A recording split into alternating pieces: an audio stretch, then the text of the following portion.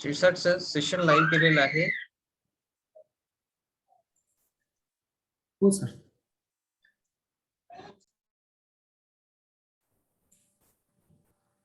नमस्कार सर्वांना.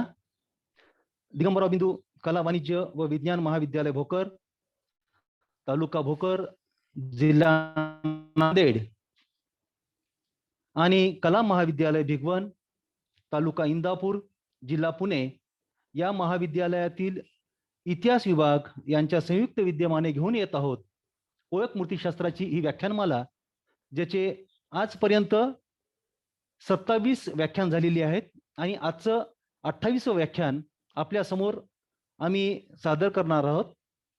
व्याख्याते आहेत डॉक्टर सूरज पंडित सर आणि व्याख्यानाचा विषय आहे ओळख बौद्ध मूर्तिशास्त्राची.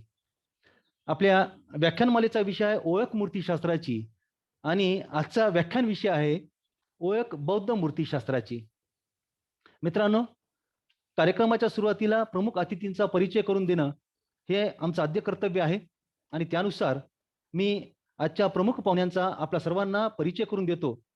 खरं तर सरांची कार्यबहुलता पाहत असता खूप मोठा परिचय सरांचा आहे, पण त्यातूनही मी अल्पसा परिचय आपल्याला करून देतो. सरांच्या व्याख्यानातून सरांचा खरा परिचय आपल्याला होणारच आहे.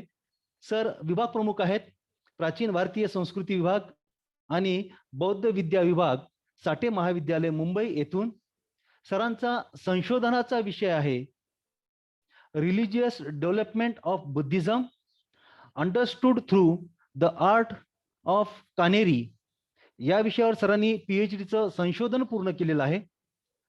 ते अध्यक्ष आहेत प्राचीन भारतीय इतिहास, संस्कृती आणि पुरातत्व अभ्यास मंडळ, मुंबई विद्यापीठ, तसेच विविध समित्यांचे सदस्य व संशोधन मार्गदर्शन म्हणून कार्यरत असतात. 6 संशोधन प्रकल्प सरांच्या नेतृत्वाखाली आज तागायत पूर्ण झालेली आहेत. आंतरराष्ट्रीय 10 आणि राष्ट्रीय 38 शोध निबंध आतापर्यंत सरांची प्रकाशित झालेली आहेत आणि विविध सन्मान सरांना आज तागायत प्राप्त झालेली आहेत. सरांचं ग्रंथलेखनही तितकंच दांडगं आहे, त्याचा आवाका सहज लक्षात येतो. मी Amazonवर जेव्हा सर्च केलं तेव्हा पुस्तकाच्या किमती पाहिल्या. 2000, 3000 अशी पुस्तकाच्या किमती आहेत. त्या पुस्तकाचा दर्जाच तिथे आपल्याला सिद्ध करून जातो. सरांचे जे ग्रंथलेखन आहे त्यातला पहिला ग्रंथ आहे महाराष्ट्रातील बौद्ध लेणी, दुसरा आहे मुंबई बियॉन्ड बॉम्बे, तिसरा आहे स्टोरीज इन स्टोन्स आणि एज ऑफ ट्रायकुटाज. असे 4 ग्रंथ सरांचे आहेत आणि सरांचं ग्रंथ संपादन असे 4 संपादित ग्रंथ आहेत. Ratnam SH in honour of doctor AP Jamkhedkar, त्यानंतर recent researches in epigraphy and numismatics, तिसरा आहे Shakti in the archaeology, art, literature and philosophy आणि चौथं सरांचं संपादित ग्रंथ आहे Buddhist and Pashupata caves in Mumbai. असे एकूण 4 संपादित ग्रंथ आणि 4 स्वलिखित ग्रंथ आहेत. मी सरांना विनंती करतो, डॉक्टर सूरज पंडित सरांना, की कृपया त्यांनी आपलं मंतव्य आमच्या समोर मांडावं. ओळख बौद्ध मूर्तिशास्त्राची आपल्या अनुषंगाने आम्हाला आज होणार आहे, याचा आम्हाला मनस्वी आनंद होतोय. मी सरांना विनंती करतो की कृपया त्यांनी आपलं मनोगत आमच्या समोर व्यक्त करावं.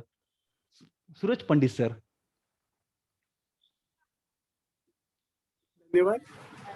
मी सुरुवातीलाच आयोजकांचे आभार मानतो की त्यांनी मला या व्याख्यानमालेत आमंत्रित केलं आणि माझे विचार तुमच्या समोर प्रस्तुत करण्याची एक संधी मला उपलब्ध करून दिली. माझ्या आधी या व्याख्यानमालेमध्ये अनेक विद्वानांनी आपली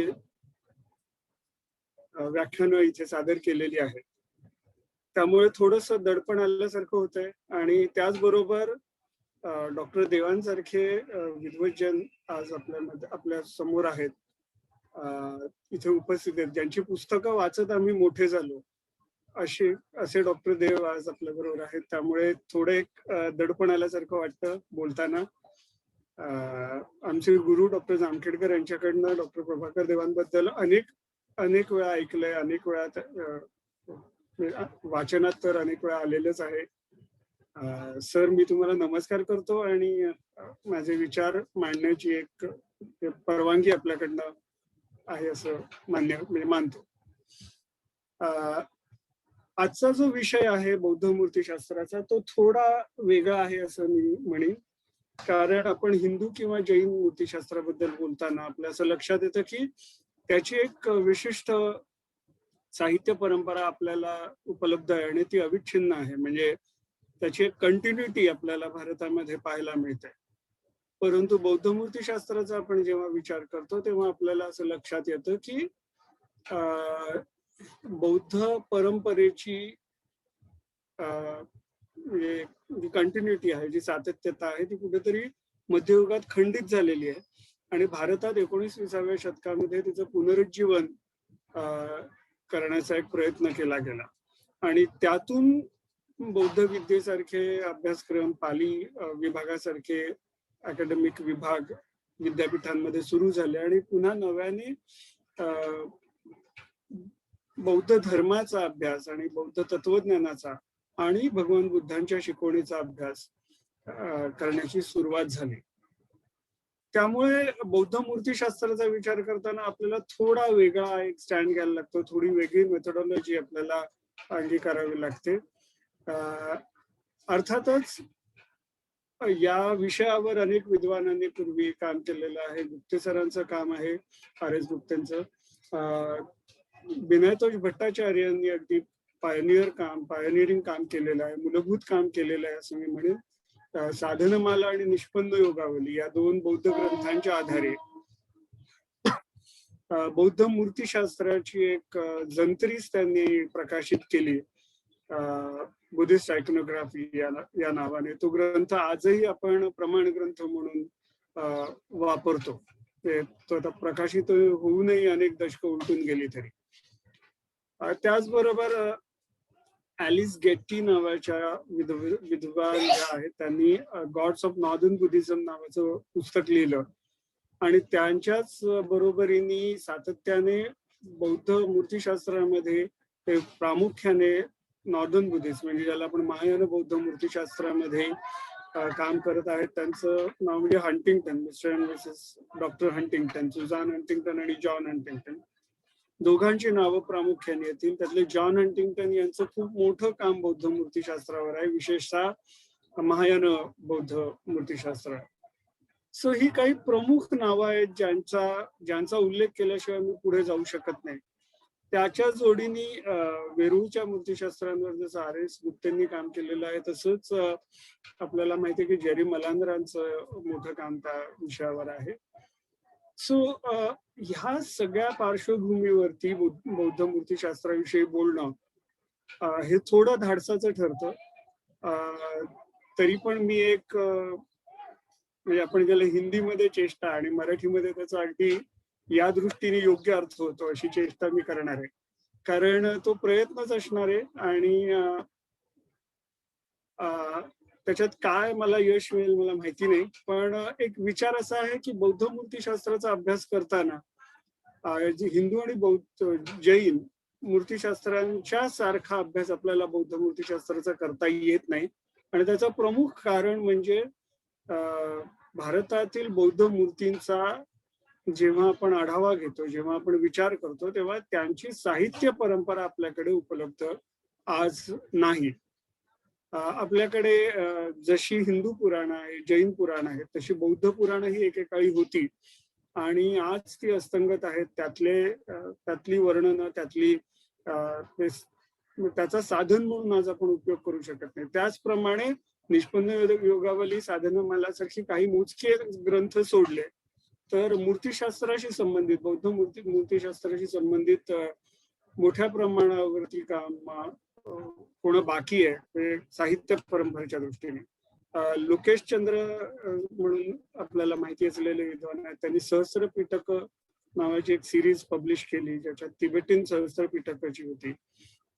ती त्यांनी आणण्याचा प्रयत्न केला आपल्यापर्यंत आणि त्याच्यामध्ये मोठ्या प्रमाणावरती नॉर्दर्न बुद्धिस्ट जे महायान बौद्ध देवदेवतांचं विश्व आहे त्या विश्वाची एक झलक आपल्याला त्याच्यामध्ये पाहायला मिळाली.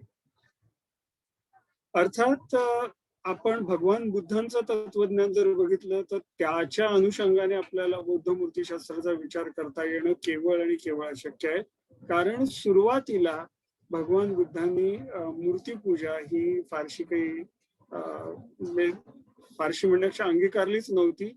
आणि त्यामुळे बौद्ध धर्माचा एक पहिला जो टप्पा आहे बुद्धिस्ट आयकॉनोग्राफीमध्ये ज्याचा प्रामुख्याने विचार करायला हवा आणि तो केला जातोही, तो आहे अनायकॉनिक फेज, म्हणजे ज्याला आपण बुद्धाची प्रतीक रूपामध्ये पूजा होत असेल अशी एक परंपरा किंवा असा एक टप्पा आपण त्याच्यामध्ये म्हणू. सो पहिला टप्पा जो आहे तिथून आपण सुरुवात करू आणि जसा जसा प्रवास पुढे जाईल तसं तसं काही बौद्ध धर्माच्या विकासातले काही टप्पे, त्याची साहित्य परंपरा याचाही थोडाफार त्या अनुषंगाने विचार आपण करणार आहोत. सो जेव्हा आपण भगवान बुद्धांची मूर्ती रूपातली पूजा बघतो, जो बौद्ध धर्माच्या, बौद्ध तत्वज्ञानाच्या किंवा बौद्ध परंपरेच्या सुरुवातीच्या काळाचा टप्पा आहे, तिथे आपल्याला असं दिसून येतं की भगवान बुद्धांच्या आयुष्यातले विविध ज्या घटना आहेत त्या घटना आणि त्याच्याशी संबंधित काही प्रतीक याचा प्रामुख्याने इथे विचार केला जातो. जसं की इथे आपल्याला पाहायला मिळतं की बोधिवृक्ष आहेत किंवा भगवान बुद्ध यांची पूजा स्तूप या स्वरूपामध्ये केली जाते आहे, किंवा इथे तिसऱ्या ठिकाणी शालभंजिकेसारखी उभी असलेली मायादेवी आहे आणि तिथे भगवान बुद्धांचा जन्म त्यांनी दाखवलाय, परंतु तिथे भगवान बुद्ध प्रतीक रूपातच आपल्याला पाहायला मिळतात पदचिन्हाच्या स्वरूपामध्ये, किंवा इकडे आपल्याला धर्मचक्राच्या स्वरूपात किंवा त्यांचं जे वज्रासन आहे त्या स्वरूपामध्ये आपल्याला ही त्यांचं अंकन किंवा त्यांचं ते इथे दाखवलेले आपल्याला पाहायला मिळतात. अशा प्रकारचे स्तूप आणि त्या स्तूपांची केली जाणारी पूजा ही त्या काळी अतिशय पॉप्युलर होती असं म्हणायला लागेल. आणि कलेमध्ये आपल्याला असं वारंवार दिसतं की दैवी घटक आणि मानवी घटक एकत्र येऊन अशा प्रकारची पूजा करताना या आपल्याला समोरच्या पॅनलमध्ये दिसतात. भारूच, सांची, अमरावती, बोधगया अशा अनेक ठिकाणून अशा प्रकारची पॅनल्स आपल्याला पाहायला मिळतात. हे दुसऱ्या एक अशाच प्रकारचं अंकन आपल्याला पाहायला मिळतं सांचीहून, जिथे स्तूप स्वरूपामध्ये भगवान बुद्धांची पूजा केली जाते. भगवान बुद्ध स्वतः महापरिनिर्वाण पावलेले होते. निर्वाणानंतर कुठलंही भौतिक स्वरूप अस्तित्वात राहू शकत नाही आणि त्यामुळेच सुरुवातीच्या काळात आपल्याला भगवान बुद्धांचं प्रतिकात्मक अस्तित्व पाहायला मिळतं. आणि या इथे आपल्याला जे रिकाम सिंहासन अशा स्वरूपाचं किंवा त्यांचं वज्रासन या स्वरूपाचं एक अंकन भगवान बुद्धांच्या अस्तित्वाचं पाहायला मिळतं. हे अमरावतीहून आलेलं शिल्पांकन आहे. याच्यामध्ये भगवान बुद्धांचं त्यांचा हेडगिअर किंवा त्यांचं जे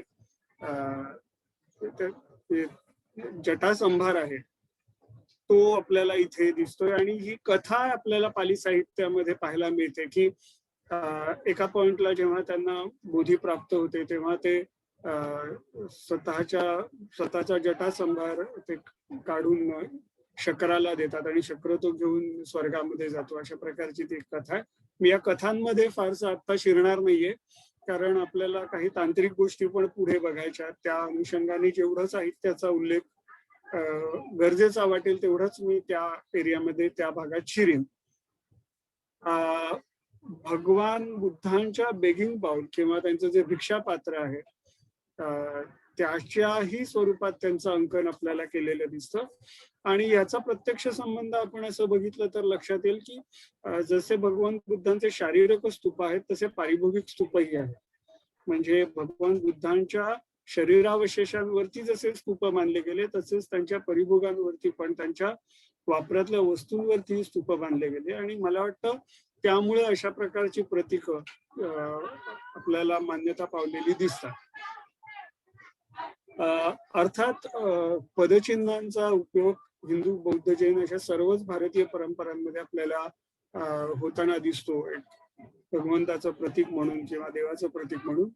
तर अशा प्रकारची पदचिन्ह आपल्याला बौद्ध परंपरेतही पाहायला मिळतात आणि अशी पदचिन्ह आपल्याला खूप मोठ्या प्रमाणावरती सगळ्याच साईट्सवरती, सगळ्याच बौद्ध साईट्सवरती प्रामुख्याने पाहायला मिळतात आणि ते अक्रॉस द टाइम पिरियड, सुरुवातीच्या काळापासून अगदी नंतरच्या बौद्ध तंत्राच्या टप्प्यापर्यंत ती आपल्याला पाहायला मिळतात असं आपल्या लक्षात येईल. हा एक भगवान बुद्धांच्या शरीर अवशेषांशी किंवा त्यांच्या परिभोगांशी संबंधित असलेल्या प्रतीकांची जंत्री आपण आता थोडक्यात पाहिली. परंतु त्याच्याही पलीकडे गेल्यानंतर बुद्ध, धम्म आणि संघ ह्या त्रिरत्नांच्या आधारे ज्या आधारे संघ पुढे विकसित झाला, ज्या आधारे बौद्ध धर्म पुढे विकसित झाला, त्या त्रिरत्नांच्या आधारही त्या प्रतीकामध्ये आपल्याला पाहायला मिळतो आणि अशी त्रिरत्न ही भगवान बुद्धांचं प्रतीक म्हणून त्यांची पूजा मोठ्या प्रमाणावर होताना दिसते. इतकंच नाही तर आपल्या असं लक्षात येईल की जिथे जिथे बौद्ध मठ होते किंवा बौद्ध मंदिरं होती, त्यांच्या मंदिरांच्या समोर किंवा चैत्यगृहांच्या समोर जे ध्वजस्तंभ होते, त्या ध्वजस्तंभांपैकी अनेकांवरती एका बाजूला चक्र तर दुसऱ्या बाजूला त्रिरत्न यांचं अंकन केलेलं आपल्याला पाहायला मिळतं. अनेक ठिकाणी अशा त्रिरत्नाचे भग्नावशेष आपल्याला त्या मठांच्या किंवा त्या मंदिरांच्या परिसरामध्ये सापडलेले आहेत असं आपल्याला जुन्या आर्किओलॉजिकल सर्व्हे ऑफ इंडियाच्या क्लिअरन्स रेकॉर्ड्स मध्ये उल्लेख आपल्याला त्याचे पाहायला मिळतात. त्यामुळे त्रिरत्न किंवा धर्मचक्र या दोन गोष्टी प्रत्यक्ष भगवान बुद्धांच्या धर्मकायाशी संबंधित असल्यामुळे त्यांना एक ध्वजस्तंभावरच्या अंकनाचा मान प्राप्त झालेला आपल्याला पाहायला मिळतो. आणि ध्वजस्तंभ हा सुद्धा एक भगवान बुद्धाचं प्रतीक म्हणून पूजला गेलेला आपल्याला काही ठिकाणी दिसतो. म्हणजे कान्हेरीचंच उदाहरण घ्यायचं झालं तर कान्हेरीच्या मुख्य चैत्य लेण्याच्या परिसरात जो ध्वजस्तंभ आहे, त्या ध्वजस्तंभावरती भगवान बुद्धांचं अंकन केलेलं आपल्याला पाहायला मिळतं. आणि अर्थातच त्या ध्वजस्तंभांवरती आपल्याला एका बाजूला धर्मचक्र आणि दुसऱ्या बाजूला त्रिरत्न असे दोन सिम्बॉल्स, दोन प्रतीक आपल्याला पाहायला मिळतात. मग हा जो अनआयकॉनिक तो आयकॉनिक प्रवास आहे, प्रतीकांपासून मूर्तीपर्यंतचा प्रवास आहे, तो कसा झाला ह्याचा विचार एक थोडक्यात करणं गरजेचं आहे. अर्थातच हा आता प्लॅटफॉर्म नाही त्याची चर्चा करण्याचा, परंतु ते समजून घेणं या दृष्टीने महत्वाचं आहे की मूर्तिशास्त्रात पुढे आपल्याला ज्या विविध परंपरा मूर्ती शैलीच्या किंवा मूर्ती म्हणजे शास्त्राच्या त्यांच्या लांछन परंपरा आणि त्यांचे जे ऍट्रिब्यूट्स आहेत, म्हणजे लांछन हा शब्द मी ऍट्रिब्यूट या अर्थी इथे वापरलेला आहे, तर त्या परंपरा लक्षात घेताना आपल्याला लक्षात येईल की जसं हिंदूंमध्ये किंवा जैनांमध्ये वेगवेगळे संप्रदाय आहेत किंवा वेगवेगळे उपसंप्रदाय आणि सेक्ट्स आणि कल्ट्स आहेत, तशाच बौद्धांमध्येही होत्या आणि त्यांना ते निकाय आणि प्रामुख्याने निकाय असं म्हणत असत सुरुवातीच्या काळामध्ये. त्यामुळे आपण थेरवाद बौद्धांचा विचार करताना आपलं असं लक्षात येईल की सम्राट अशोकाच्या काळापर्यंतच बौद्ध संघामध्ये अनेक निकाय उत्पन्न झाले होते आणि त्यांच्यात स्वतःमध्ये विनय आणि अभिधम्म या दोन परंपरांवरनं काही मतभेद होते आणि मतभिन्नतेमुळे त्यांचं अस्तित्व वेगळं जाणवत होतं. अशातच आपल्याला तीन प्रमुख परंपरा पाहायला मिळतात. सुरुवातीच्या काळातल्या ज्या दोन आहेत त्याच्यामध्ये आपल्याला सर्वस्तिवादी दिसतात आणि महासांघिक दिसतात. त्यापैकी लोकोत्तरवादी हे एक महत्वाचा निकाय आपल्याला असं म्हणता येईल. याचं कारण लोकोत्तरवादी म्हणजे नावामध्येच आपल्याला कळतं की त्यांनी पहिल्यांदा बुद्धाचं लोकोत्तरत्व मान्य केलं की भगवान बुद्ध हा एक सामान्य तत्वज्ञ किंवा सामान्य माणूस नसून तो लोकोत्तर आहे, लोकोत्तर होता आणि म्हणून त्याला ते देवत्व प्राप्त होणं अपरिहार्य आहे. अशा प्रकारची एक बांधणी त्यांनी लोकधर्माची केलेली आपल्याला दिसते आणि म्हणूनच त्यांचं जे काय योगदान आहे या सगळ्या डेव्हलपमेंट मधलं ते अनन्यसाधारण आहे असं आपल्याला म्हणता येईल. सो महासांघिक आणि सर्वस्तीवादी या दोन निकाय समूहांमध्ये, म्हणजे मी आता त्यांना नुसतं निकाय म्हणणार नाही, कारण त्यांच्यामध्येही अनेक उपभेद निर्माण झालेले होते. त्यांचे स्वतंत्र उपशाखा निर्माण झालेल्या होत्या कालोघामध्ये. तर यांनी बौद्ध तत्वज्ञानाला एक वेगळा आयाम दिला आणि याच्यातूनच यांनी तयार केलेल्या पार्श्वभूमीमधूनच तिसरं एक स्कूल आहे, स्कूल ऑफ थॉट, तिसरं एक उपदर्शन आहे असं मी म्हणेन, जे बौद्ध धर्मामध्ये प्रस्थापित झालं. आणि त्याचा प्रवर्तक होता आचार्य नागार्जुन, जो इसवी सनाच्या दुसऱ्या शतकात, आता आपण तो इसवी सनाच्या दुसऱ्या शतकात होता असं मान्य करतो. काय पूर्वी असं म्हणत असत की तो इसवी सनाच्या पहिल्या शतकात होता म्हणून. परंतु त्याने माध्यमिक नावाच्या एका बौद्ध परंपरेचा पाया घातला. सो ह्या ज्या तीन परंपरा आहेत, लोकोत्तर, महासांघिक, सर्वस्तीवादी आणि माध्यमिक, या तीन परंपरांनी मुळातच बौद्ध तत्वज्ञानावर मोठी तत्वचर्चा केली आणि त्यांच्या एकूण जी तत्वज्ञानातलं जे ज्ञानशास्त्र आहे, जी एपिस्टिमॉलॉजी म्हणून ब्रांच आहे, त्याच्यामध्ये एक मूलभूत योगदान दिलं. आणि म्हणून त्यांनी मला असं आमचे विद्यार्थी बौद्ध विद्येचे अनेक वेळा विचारतात की तुम्ही बौद्ध धर्माची डेव्हलपमेंट कशी बघता. तर त्याच्यासाठी मी त्यांना म्हणतो की माझ्या अल्पमतीला जे लक्षात येतं ते असं आहे की पहिले एक बुद्ध, त्याच्यानंतर लोकोत्तरवादी किंवा सर्वस्तीवादी, महासांघिक आणि माध्यमिकांचे 2 बुद्ध, आणि त्याच्यानंतर प्रगत महायानामधले 3 बुद्ध, ह्या परंपरा आपल्याला पाहायला मिळतात. आणि हीच बौद्ध मताच्या विकासातले 3 टप्पे आहेत. म्हणजे सुरुवातीला भगवान बुद्ध हे एक तत्वज्ञ म्हणून आपल्याला दिसतात, एक आचार्य किंवा एक गुरु म्हणून आपल्याला दिसतात. परंतु जेव्हा आपण माध्यमिकांपर्यंत पोहोचतो तेव्हा महासांघिक, सर्वस्तीवादी आणि माध्यमिक या तिघांनी मिळून 2 सत्यांची संकल्पना कुठेतरी मान्य केलेली दिसते. एक आहे जे सांवृत्तिक सत्य आहे, जे लोकधर्म ज्याला आपण म्हणू, की लोकव्यवहारासाठी मानलं जाणारं सत्य, आणि दुसरं जे आहे ते परमोच्च सत्य. जर आपल्याला एपिस्टिमॉलॉजी किंवा ज्ञानशास्त्राच्या भाषेत याविषयी बोलायचं असेल तर त्याला आपण एक प्युअर लॉजिक आणि अप्लाइड लॉजिक असं म्हणू. कारण प्युअर लॉजिक हे तुमच्या रोजच्या दिनचर्यामध्ये काही उपयोगी पडतच असं नाही. प्युअर लॉजिक हे तत्वचिंतनासाठी उत्तम असतं, पण तुम्ही जेव्हा लोकव्यवहार करता, जेव्हा भाजी आणायला मार्केटमध्ये जाता, तेव्हा तुम्ही त्याला प्युअर लॉजिक नाही सांगू शकत. You have to deal with the applied logic and mathematical calculation. So एकदा गोष्टी प्युअर लॉजिकवर ना अप्लाइड लॉजिकवर आल्या की तुम्हाला लोकधर्म मान्य करायला लागतो. मग जे पूर्वी दुःखाची जी परमोच्च संकल्पना होती ती थोडीशी बाजूला सारून लोकधर्मामधली दुःखाची संकल्पना मान्य करायला लागते. आणि ती दुःखाची संकल्पना ही सामान्य माणसाची असते आणि त्याच्यामध्ये कुठेतरी रोजच्या आयुष्यात येणाऱ्या अडचणी यांना कुठेतरी एक स्थान असतं. त्याच्यावरती पलीकडे जाण्यासाठी तुम्हाला जो धर्मामधला एक महत्वाचा एलिमेंट असतो, याला आपण भक्ती असं म्हणतो, जी आपल्याला उपनिषद काळापासून पुढे सुरू असलेली दिसते. तो हा जो भक्ती एलिमेंट आहे तो कुठेतरी या काळामध्ये बौद्ध धर्मामध्ये सुद्धा आपल्याला पाहायला मिळतो, त्याचा प्रभाव मोठ्या प्रमाणावर. आणि या सगळ्याचा एकत्रित परिणाम म्हणून हा जो सगळा प्रवास आहे, अमूर्त ते मूर्त किंवा प्रतीक ते मूर्त, हा जो काय सगळा प्रवास आहे, तो प्रवास हा या सगळ्याचं एकत्रित फलित आहे असं मला वाटतं.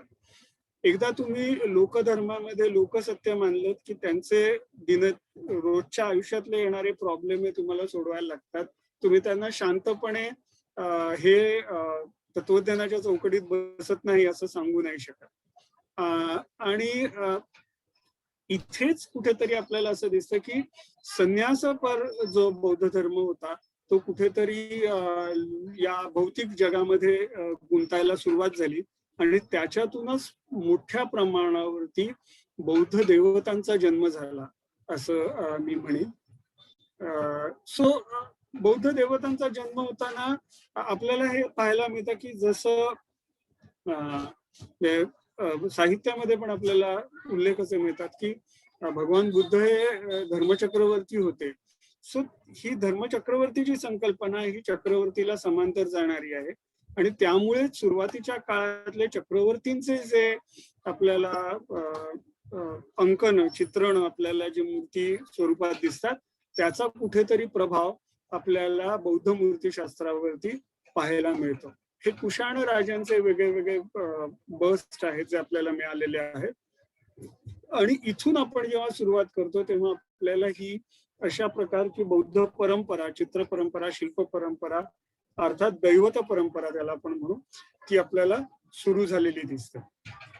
सो हा जो टप्पा आहे इथे आपल्याला प्रामुख्याने ऑर्थोडॉक्स बुद्धिझम पासून लिबरल रिलिजन पर्यंत म्हणजे जो एक रिजिड बंद घट्ट असा तत्व परंपरेचा गाभा होता तिथून एका मोठ्या अनुयायी असलेल्या समुदायाचा फॉलोअरशिप असलेल्या मोठ्या धर्माची बांधणी या काळामध्ये आपल्याला पाहायला मिळते आणि विविध बुद्धाचे विविध प्रकार त्याच्यानंतर बोधिसत्व या सगळ्यांची तोंडओळख आपल्याला या काळामध्ये होताना दिसते. सो कुशाण काळ हा या दृष्टीने फार महत्वाचा आपल्याला मानावा लागेल. अर्थात याची बीज त्याच्यात खूप पूर्वी कधीतरी रोवली गेलेली आहेत कारण सम्राट अशोकाच्या काळातही आपल्याला अनेक बुद्धांची संकल्पना पाहायला मिळते. शिलालेखांमध्येही त्या प्रकारचे उल्लेख आपल्याला पाहायला मिळतात. अर्थात सुरुवातीच्या काळात भगवान बुद्धांच्या तत्वज्ञानामध्ये त्यांनी प्रत्येक बुद्धाची संकल्पना आपल्याला मांडलेली आहे आणि प्रत्येक बुद्धाच्या संकल्पनेमध्ये ते म्हणतात की या जगातल्या प्रत्येक माणसाला बुद्ध होण्याची क्षमता आहे. फक्त त्याचा जो मार्गक्रमण करण्याचा वेग आहे तो त्याच्या क्षमतेवर अवलंबून आहे. त्यामुळे तो बुद्ध कधी होईल हे आज ते त्याच्या मार्गक्रमणेच्या वेगावरती अवलंबून आहे. सो कोणी काही हजारो जन्मात होईल, काही शे जन्मात होईल, हा त्या माणसाच्या क्षमतेचा भाग आहे आणि ती क्षमता तुम्ही वाढवू शकता. त्याच्यासाठी तुम्हाला मार्गक्रमण करण्यासाठी बुद्ध तत्वज्ञान भगवान बुद्धांनी दिलेला एक मध्यम मार्ग हा आहे. त्यामुळे प्रत्येक बुद्धाची संकल्पना भगवान बुद्धांना सुद्धा मान्य होती की असे अनेक लोक आहेत की जे स्वतः बुद्धत्व प्राप्त करतात परंतु जनसामान्यांपर्यंत आपल्याला मिळालेलं ज्ञान पोहोचवतातच असं नाही किंवा पोहोचवत नाहीत, त्यांना आपण प्रत्येक बुद्ध असं म्हणू. सो सुरुवातीच्या काळातही प्रत्येक बुद्ध किंवा अनेक बुद्धांची संकल्पना होती परंतु जसं जसं आपण महायान बौद्धांकडे जातो तसं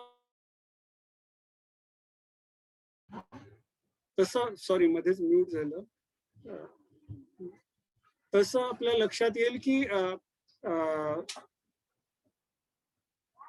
त्यांनी एक विशिष्ट विश्वाची संरचना ह्याचा एक विचार मांडला आणि त्या विश्वाच्या संरचनेमधनं बौद्ध देवतांच्या एकूण रचनेचा उदय झाला. सो नुसताच हा बौद्ध देवतांचा उदय नाहीये, दैवतशास्त्राचा उदय नाहीये, हा त्यांच्या एकूण म्हणजे ज्याला आपण हायरार्की म्हणू त्यांच्या धर्म बांधणीमधली किंवा देवता विश्व बांधणीमधली जी काय हायरार्की आहे त्याचाही संबंध आपल्याला, त्याचाही उदय आपल्याला याच काळामध्ये पाहायला मिळतो. सो उदाहरणार्थ जसं आपण दैवतशास्त्राचा विचार करताना उत्पत्ती, स्थिती आणि लय या तीन संज्ञांचा किंवा संकल्पनांचा विचार करतो, त्या संकल्पना बौद्धांनी आपल्या एकूणच तत्वज्ञानामध्ये अंगीकारल्या. अर्थातच त्यांनी या सगळ्याची मांडणी एका चक्राकार गतीमध्ये केली कारण प्रतित्य समुत्पाद हा त्यांचा मूळ गाभा असल्यामुळे सर्व काही चक्राकार गतीत फिरतं आणि उत्पत्ती, स्थिती, लय हा त्या प्रतित्य समुत्पादाच्या अनुषंगाने त्यांनी मांडला. ज्याच्यात उत्पत्तीमधनं स्थिती येते, स्थितीमधनं लय येतो आणि लयामधनं पुन्हा उत्पत्ती येते, ही एक बांधणी त्यांनी केली. आणि अर्थातच या सगळ्याच म्हणजे संचालन करणारा संचालन करणारी कोणतीतरी शक्ती आहे आणि ती शक्ती एका पॉइंटला आपल्याला असं वाटतं की ते आदिबुद्ध या संदर्भामध्ये मांडतात. सो एका बाजूला ती आदिबुद्ध येते किंवा बुद्ध ही संकल्पना या सगळ्याच्या पलीकडे जाते. सो प्रतित्य समुत्पाद म्हणजेच शून्य म्हणजेच बुद्ध या अशा अनेक प्रकारे तो विचार मांडला जातो आणि विविध बौद्ध परंपरांमध्ये त्या प्रकारचे विचार प्रभावीपणे एम्फसाइज करून त्या प्रकारचं दैवतशास्त्र त्यांनी आपापल्या परंपरेत डेव्हलप केलेलं पाहायला मिळतं. त्यामुळे जसं आपल्याकडे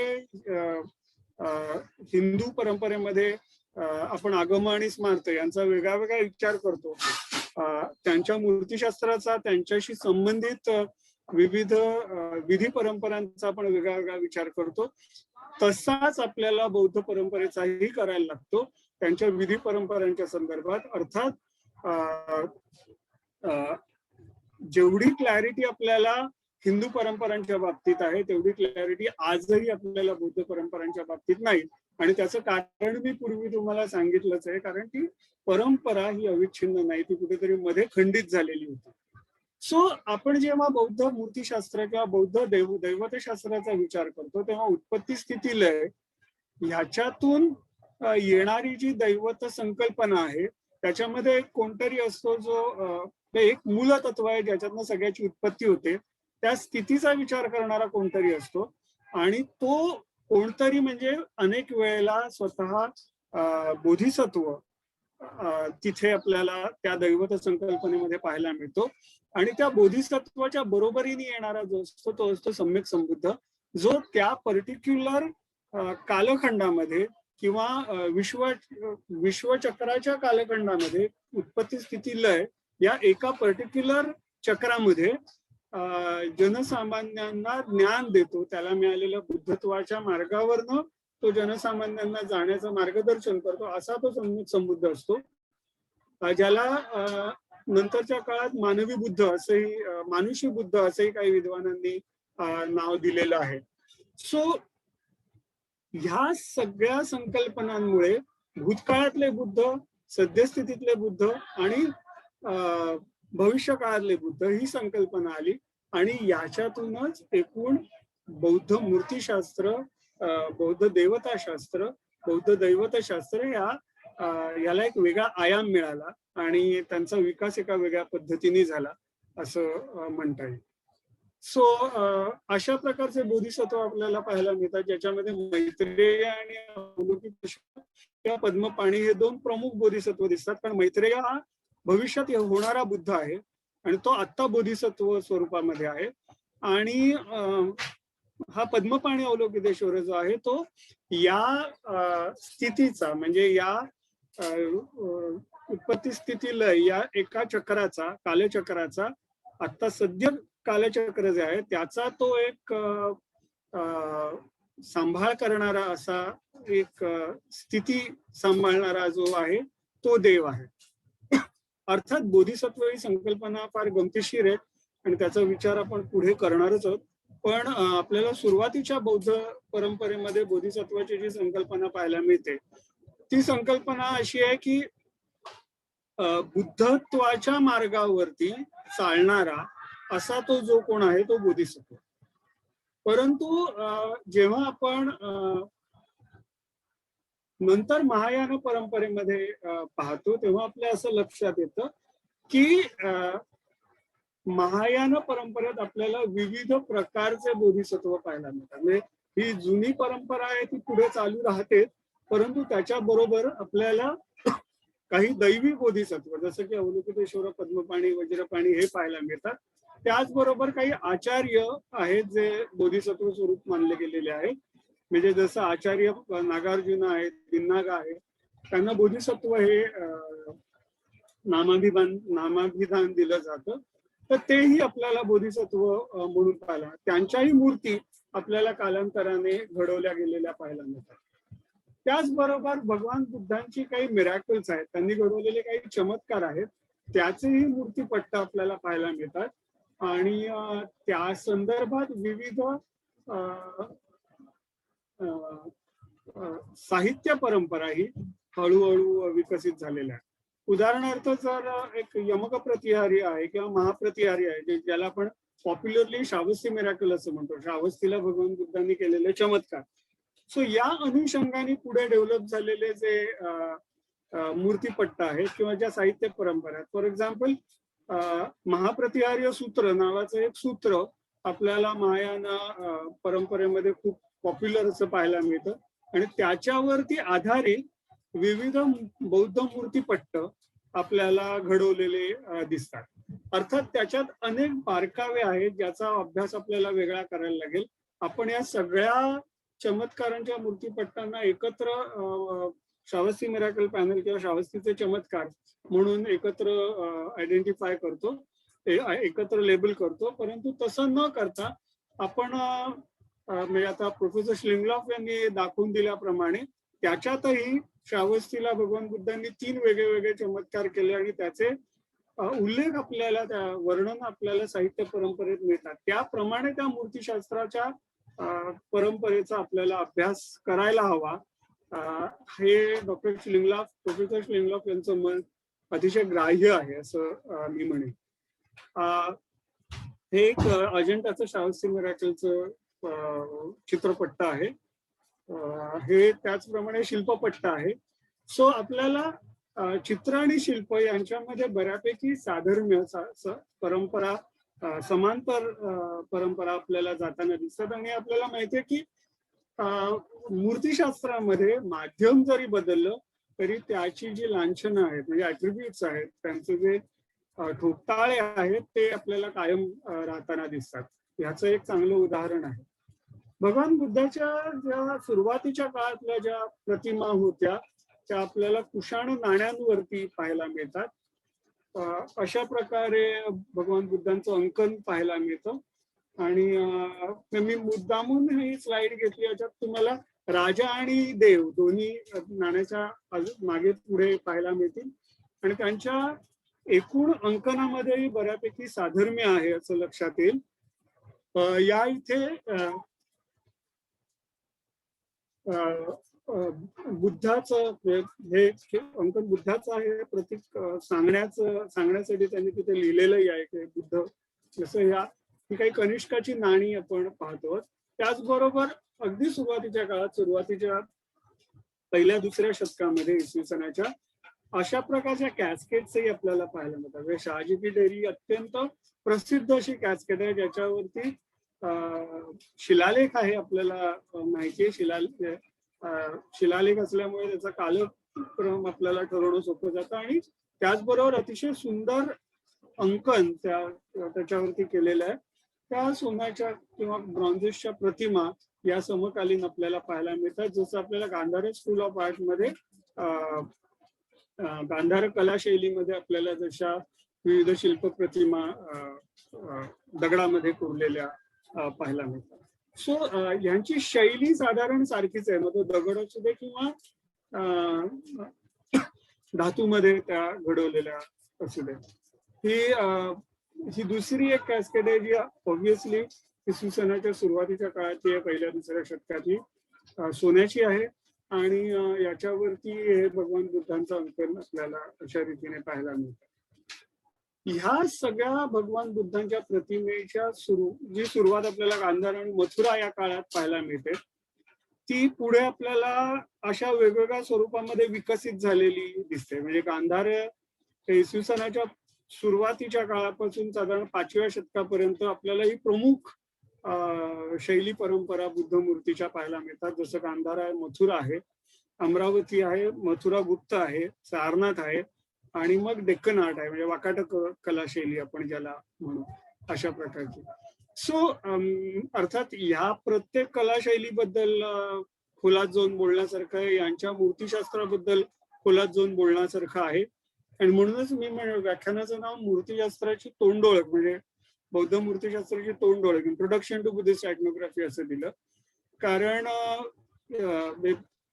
अभ्यास करण्यासाठी खूप वाव आहे या प्रत्येक शैलीमध्ये असं मी म्हणेन. ह्या 2 स्लाइड ज्या मी दाखवत आहेत आणि एक थोडासा अंदाज येईल आपल्याला की हा पसारा किती मोठा आहे. गुप्तोत्तर काळामध्ये किंवा गुप्त वाकाटकोत्तर काळामध्ये आपल्याला जे पाहायला मिळतं ते म्हणजे रिजनल स्कूल्स डेव्हलप होतात. एका बाजूला अपरांत डेव्हलप होतं, दुसऱ्या बाजूला डेक्कन, तिसऱ्या बाजूला उत्कल आहे, म्हणजे बंगाल, बिहार, बंगाल आणि ओरिसा हा प्रांत जो आहे तिथे ती कलाशैली आपल्याला विकसित होताना दिसते. इकडे बिहारमध्ये नालंदा आहे आणि याच्या नंतरच्या काळात आपल्याला पाल कलाशैली मोठ्या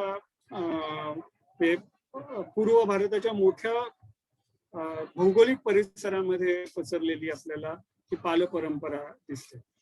आणि I think Pal art is a climax of development in the Buddhist art. कारण त्याच्यानंतर बौद्ध मत कुठेतरी अस्तंगत झालं, बौद्ध धर्म अस्तंगत झाला आणि ती परंपरा जी होती ती कुठेतरी खंडित झाली. अशा प्रकारचे काही स्लॅब्स आपल्याला पाहायला मिळतात ज्याच्यामध्ये भगवान बुद्धांच्या आयुष्यातल्या 4 प्रमुख घटना एकत्र केलेल्या आहेत. जसं जन्म, त्यांना मिळालेली बोधी, त्यांचं पहिलं प्रवचन आणि महापरिनिर्वाण. आणि या पर्टिक्युलर स्लॅबची स्वतःची आयकोनोग्राफी आहे आणि ह्याची परंपरा आपल्याला गांधार शैलीपासून पालकलेपर्यंत समांतर डेव्हलप होताना दिसते. म्हणजे आमच्या विद्यापीठात एका विद्यार्थ्याला मी या स्लॅब्स वरतीच पीएचडी, त्याच्या मूर्तिशास्त्रीय परंपरेच्या वरती पीएचडी करण्यासाठी विषय दिलाय. आता बघू कसं त्याच्यावरनं काम पुढे होतं. निश्चितच ते उत्तम काम करतील असं मला वाटतं. सो मगाशी म्हटल्याप्रमाणे चेंजिंग रोल ऑफ बोधिसत्व, आणि याच्यामध्ये बुद्धाची जी केंद्रवर्ती मध्यवर्ती जी काय संकल्पना आहे ती हळूहळू बाजूला जाऊन तिथे बोधिसत्व स्थानापन्न होताना आपल्याला दिसतात. म्हणजे भगवान बुद्ध किंवा आदिबुद्ध किंवा जे ध्यानी बुद्ध, ज्याला ध्यानी किंवा मानुषी बुद्ध हे काही विद्वान संबोधतात, तर अशा प्रकारचे जे बुद्ध आहेत ते हळूहळू इनॅक्सेसेबल होतात आणि त्यांची जागा कुठेतरी तुम्हाला महाकारुणिक बोधिसत्व घेताना दिसतो की जो नेहमीच तुमच्या बरोबर आहे. म्हणजे तुमच्या चक्राचा किंवा तुमच्या कालचक्राचा जो बुद्ध आहे तो येतो, शिकवतो आणि निघून जातो, तो निर्वाण प्राप्त होतो. किंवा जो आदिबुद्ध आहे तो कुठल्याही प्रकारे तुम्हाला तो ऍक्सेसच असू शकत नाही, कारण तो अमूर्त आहे. अशा प्रकारचा तो आहे. त्यामुळे तुमची नेहमीची काळजी घेणारा जो एक दैवी बोधिसत्व आहे तो बोधिसत्व तुमच्या पर्टिक्युलर काळाचं रक्षण करतो, तुमचं रक्षण करतो आणि तुम्हाला बुद्ध मार्गावर जाण्यासाठी मदत करतो, बुद्धत्वाच्या मार्गावर जाण्यासाठी मदत करतो. ते बोधिसत्व महत्व पावतात. आणि बोधिचर्यावतारामध्ये अतिशय चांगलं एक उदाहरण नेहमी कोट करतो माझ्या व्याख्यानात, हे सगळेच जण, अनेक विद्वान कोट करतात की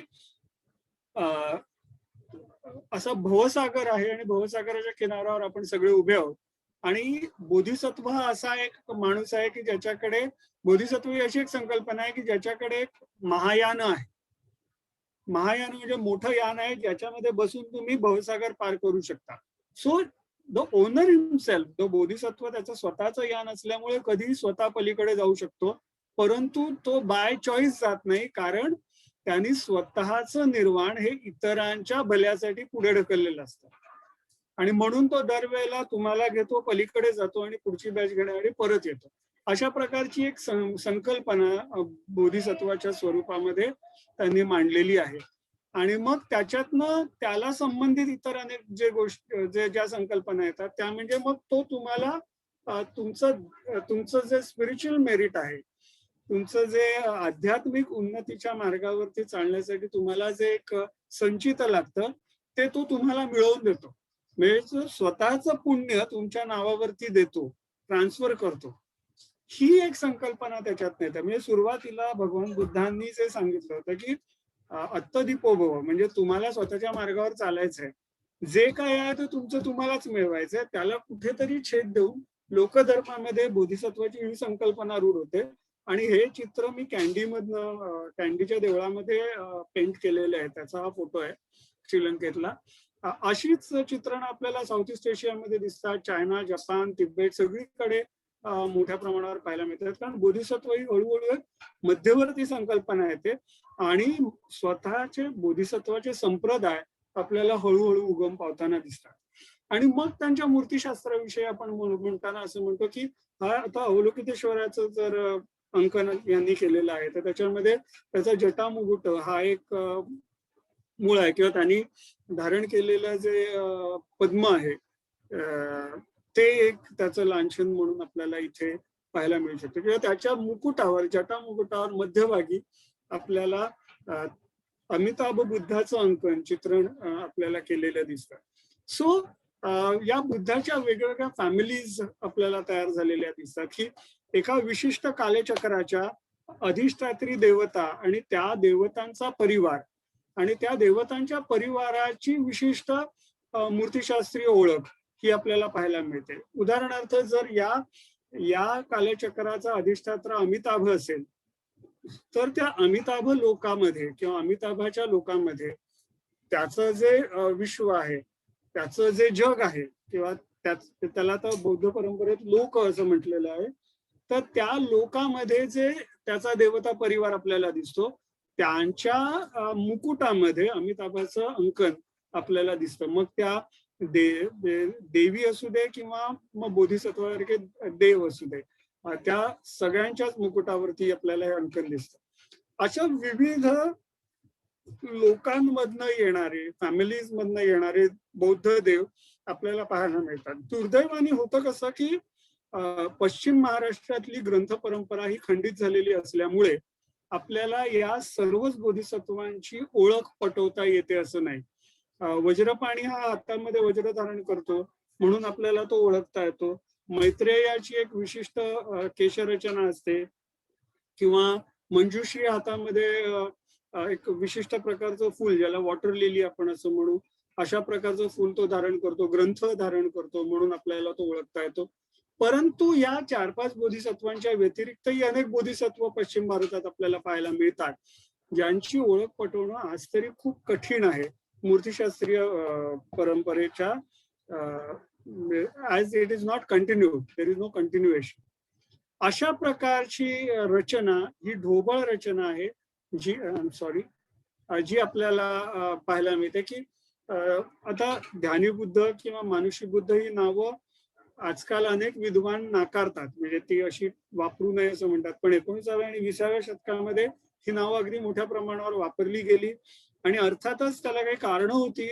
त्या कारणामध्ये एक मत, आणि त्याच्यातून जे बौद्ध विश्वाची रचना त्यांनी जी म्हणजे कॉस्मॉलॉजी जी मांडलेली आहे ती मांडणं खूप सोपं गेलं, आणि म्हणून त्यांनी आदिबुद्ध, ध्यानीबुद्ध, मग मानुषी बुद्ध, बोधिसत्व आणि मग इतर देवता अशी एक उतरण देवता परिवाराची त्यांनी मांडली होती. आणि मग त्यांच्या मूर्तिशास्त्रीय वैशिष्ट्यांविषयी प्रत्येक परंपरेत चर्चा केली गेली. परंतु त्याच्यामध्ये गंमत अशी आहे की जेव्हा हे सगळं तंत्रापर्यंत पोहोचतं, मी आता त्याला वज्रयान म्हणणार नाही, याचं कारण वज्रयान हा तंत्र परंपरेतला एक शाखा आहे. त्या वज्रयानाबरोबर इतरही तंत्राच्या शाखा आहेत, ज्याचा वेगळा विचार होणं गरजेचं आहे. आपण साधारणपणे हिनयान, महायान आणि वज्रयान अशा 3 गोष्टी सरळ धडक देतो उत्तर म्हणून, पण तसं न म्हणता आज 21व्या शतकामधले बौद्ध विद्येचे अध्ययन करणारे जे आहेत ते हिनयान हा शब्द एक तर वापरत नाही, ते थेरवाद म्हणतात किंवा अर्ली बुद्धिझम म्हणतात, आणि महायान आणि त्याच्यानंतर प्रगत महायान म्हणतात. प्रगत महायानामध्ये वज्रयान ही एक शाखा आहे, त्याच्याच बरोबर इतरही तंत्र आपल्याला पाहायला मिळतात.